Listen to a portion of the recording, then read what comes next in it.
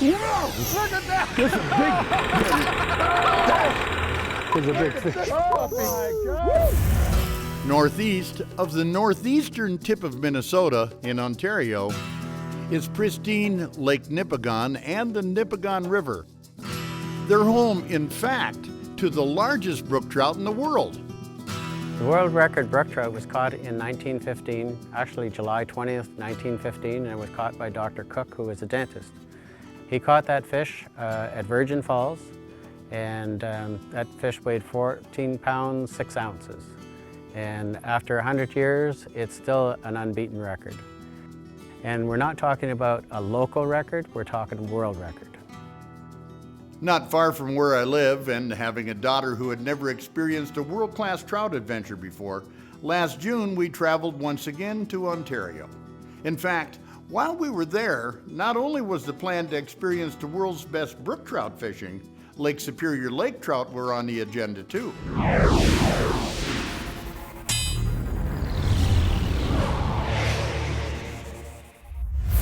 Holy buckets! First came the incredibly scenic Nipigon River. That's pretty cool, huh? Yeah. For most people that have fished brook trout, they're used to catching brook trout that are 8, 10, 12 inches. A big one in their lifetime was probably 14 inches. We routinely can catch them between 4 and 6 pounds. That's a fish that's in the range of 20 to 22 inches. The biggest one that we've caught here at the lodge, and that was on a fly, it was just over 10 pounds. That's humongous compared to what people are used to. Are we supposed to be able to see the fish? No, it's just getting it real close to the bank. The instant it hits the water, you start swimming. I'm gonna guess we'll catch them anywhere from 2 feet to 10 feet of water. There we go. You got one? Oh, Carly, grab the net. Our first brookie.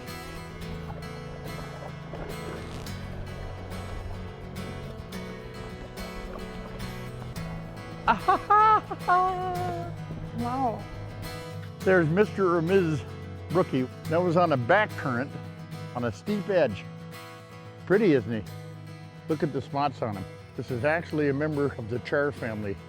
Now when they get into spawning colors, they get oranges and just so many colors to them. That's a male though. Let's put him back. Nice catch. Thanks, he just come out and just pounded it. Well, this is nice. It's warm enough to take my coat off. It looks like this is from a calendar or postcard or something. It doesn't look realistic. That kind of a painting it is. Or when somebody says, go to your happy place, like this is where people would go. Well, you spend enough time out here and you find out what kind of a artist the good Lord was. It's just, what we're doing here is kind of like smallmouth fishing. But we're just swimming a jig and a grub, different kinds of them, different colors. I got a chartreuse head on a moon glow. Like here, you see that little pocket? I'm gonna throw it back in there and work it about 10 or 14 feet. It's 65 feet deep here. So you work that first 10 to 15 feet coming off ashore. If you haven't got bit, bring it in, cast it again. There we are. Nice one. Oh boy. Got the net, loves?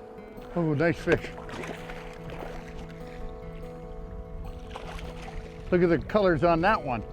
That one's even prettier than the last one. Yes, it is. So in the water, brook trout kind of looks brownish black and green. And when you pull it out, it's all sorts of colors. Like there's red, there's white, there's pink, I noticed too, like vivid pink. And they're unlike the usual fish that I see in Minnesota. It's not like a pumpkin seed or a bluegill or bass. It's something completely different. And with all the different colors and the way that their mouth is shaped, it made fishing for them like you wanted to catch them just to be able to see how beautiful they were. Well, I'm working to get up to this current edge, and I knew this was a good spot, so I'm working that edge exactly. And Carly is out here in deeper water, kind of just jigging it. And I said, oh my God, Dad, I got one. I looked over and her rod is bent all the way down. I thought, holy cow, she's got a good one. Wow, what do you got? I really thought I'd gotten a rock. I didn't know what it was because it was so much bigger than the other fish were. Keep working him. This could be the brook trout of... I don't think it's a brook trout. It feels like a pike, a really big pike. So I figured it was just one of the big pikes sitting on the bottom. Look at all the bubbles. That's probably a lake trout. Keep him away from that motor. Spin to the other side if you got to.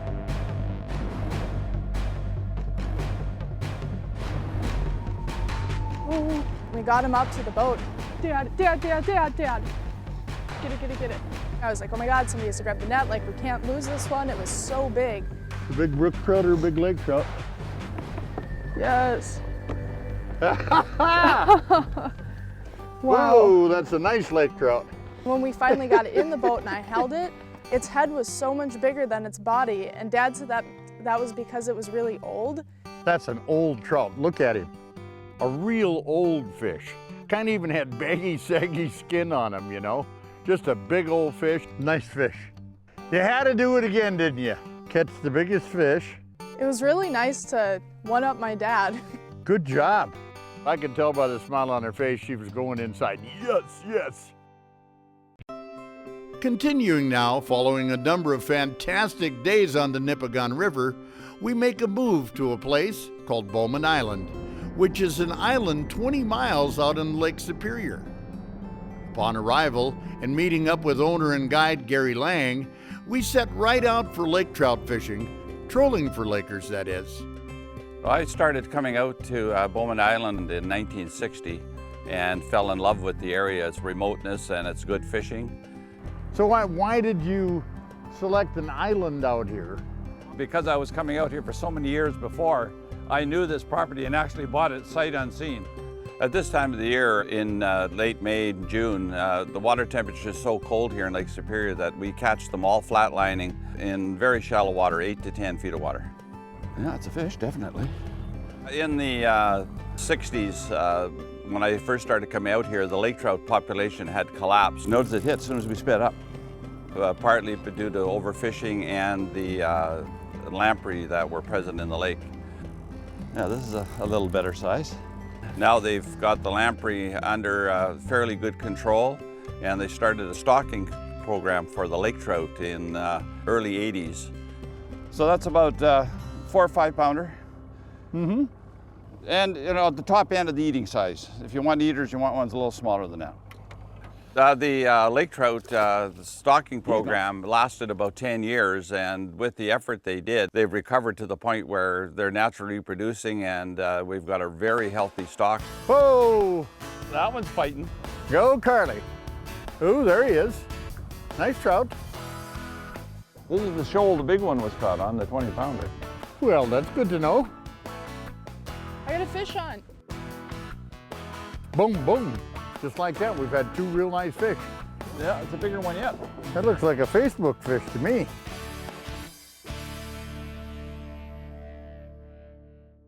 Next morning, we switch patterns to brook trout, casting along rocky shoreline shoals with light jigs. There we are. Nice one. Jig fishing for brookies, alternating back and forth to lake trout. Hey, that's the plan. First bite on a St. Croix Trout Series rod. And it's fighting truth. The brook trout population here had dropped off significantly in the 60s. See, that's what they won't do. They won't stop. And with the changes they made in the regulations of the catch size and some changes they did to the control of the dams on the Nipigon River. Little coaster. A coaster, by the way, is what they call a Great Lakes brook trout. The speckled trout, brook trout, or coaster brook trout, whichever you want to call it, they're all exactly the same species. Has rebounded to the point where we're starting to catch a lot of 20 to 23, 24 inches. By the way, this is a St. Croix Trout Series rod with a Cabela's Verano reel, and by the way, those things are the smoothest drags in the world.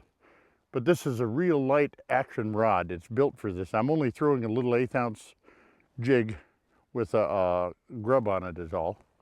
They feed like bass here. They're in right into that 2 feet of water feeding, and that's why you got to cast right in onto the rocks and retrieve. Oh, there we are. Right out here on that edge, Carly. This will give you a good view of what the action of this St. Croix trout rod is like. That's one thing about a trout, they will not quit fighting. They just don't. I tag the speckled trout that I catch here, the coasters, 18 and a half. Get your tags in them. It's for a monitoring program to see what the survival rate is and how much they move. Now, how long has this study been going on? 20 years or so. We're finding that they move fairly long distance. There you go. Oh, it's a fish. Yeah, a nice one. By people reporting the tag numbers of fish caught. I think that's a little bigger again. And that way we can see what the movement is of the fish and get a bit of an idea of the population number. Your first coaster, Carly. Oh yeah. We're also now doing a bit of a fin clip to see if, to look at the genetics to see if there's more than one genetic strain in the lake. So Gary, what's the best time to come up here and catch brook trout? From your Memorial Day weekend till the end of June. After that, they're here, you just got to work harder to find them. There we are. Ooh, get the net, that's a good one. Oh yeah, oh yeah. I think I'm going to use your bigger net. I like that. When the trout net is too small. There you go. Oh, that's hefty. That's heavy. That's a good one. You want to come down and hold this one? I do. Look at this one. This is a nice brookie, huh? That's so much bigger than the average trout. 23? And for Lake Superior, it's just an average coaster. Ooh, boy. That's a beautiful little trout. All of a sudden, we have got a bank of pea soup that come in. Good news is that we were through here yesterday, and I tracked it on my Garmin here, and you can see where we were. This is a little different fishing here. This whole section of Lake Superior is just a maze of islands in fairly close to shore. And around these islands, you have some edges that are better than others, and where the shelves come out and so forth, that seems to be where the brookies congregate. There we are. No idea what this is, yeah, but it's a nice one. Ooh, I think it's a great big brook trout, it is. Yeah, grab the net, Carly. This is a beautiful fish. Look at every fin is trimmed with white, so pretty. Don't you think? Yeah, he's heavy too. Look at that. One of the most gorgeous fish that swim in North America. And this is not spawning colors, this is just what they look like. Well, I've caught brook trout before. As a matter of fact, right in the same basic area of the world, I've caught brook trout and caught lots of them. But they're special fish. Every one of them is so meticulously painted and vivid and beautiful. I just love them. For Carly, I knew it would be a completely new experience. Oh, brookie too, nice one. She didn't know how pretty they were. Woo! Take your time. She had no idea how hard they would fight for their size. Well, nice job. Thank you. So my goal was trying to give Carly the greatest trip on brook trout and lake trout she could possibly have. Bang, bang, she says, too, she gets. Take your time with her. There's no race. Savor him. Give her the mix of both species, give her a variety of different ways to catch them in different situations. Let's put these rods, jig rods, back away and get our lake trout gear going. And just let her soak it all in so she could come home from this trip knowing, hey, boy, I really had a great trip on trout. You're gonna need the big net for this one, girl. I guess I really wanted to fish trout because they look a little bit different than the other fish do. Big fish. So I thought it'd be a new adventure, something different other than just jigging for walleyes or casting for bass. This is a nice one. It'd be a whole new place, different type of water, like different type of everything. Is that a other rod in? So Dad was fighting his lake trout and the spoon came out of the fish's mouth and hooked it in the side. Dad, did you just see the bait come out and hooked him in the side? What? It was one of those really edgy moments where you don't know if like one of the biggest fish you have is gonna get away. It's like all of a sudden you got an extra 100 horsepower. Not that it's a good thing it hooked in the side, but it kind of is, because if it hadn't, like, we wouldn't have that fish. And it was more exciting to watch the fight. And it was harder for my dad to reel it in too, because being hooked in the side makes the fish a little bit stronger. He's just screaming, line out. Now he's really got power on me. I thought, if we land this fish, I'm gonna head for Vegas as soon as we're done. I'm gonna try for him this time.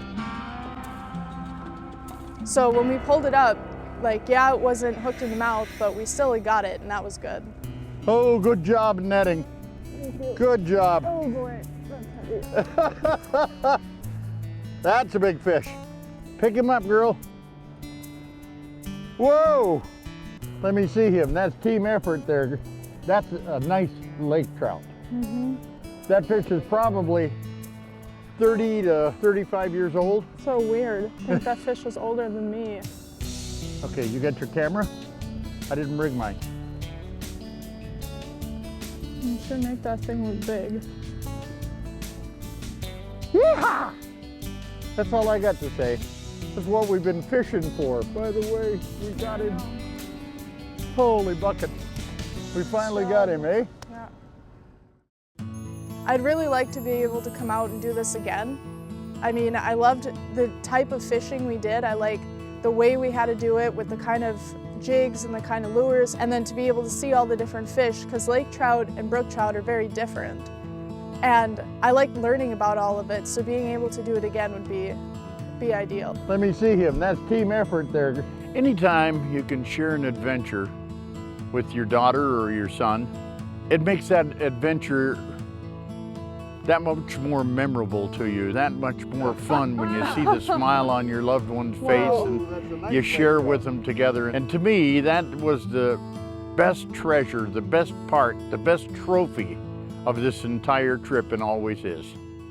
Now, for more information on taking the same 2 amazing fishing adventures we did, That one's even for prettier. those world record brook trout on the Nipigon River at Nipigon River Adventures, you'll never find a nicer spot to stay, so I sure hope you'll contact them and start making plans to fish with them very soon. Also, another phenomenal where-to tip is Bowman Island Lodge and Charters. Talk about a secluded Ontario gem, which offers it all along with fantastic trout fishing. Man, I can't recommend them both highly enough. 2 very unique Ontario fishing adventures for amazing fish that certainly aren't an everyday thing for most of us to catch.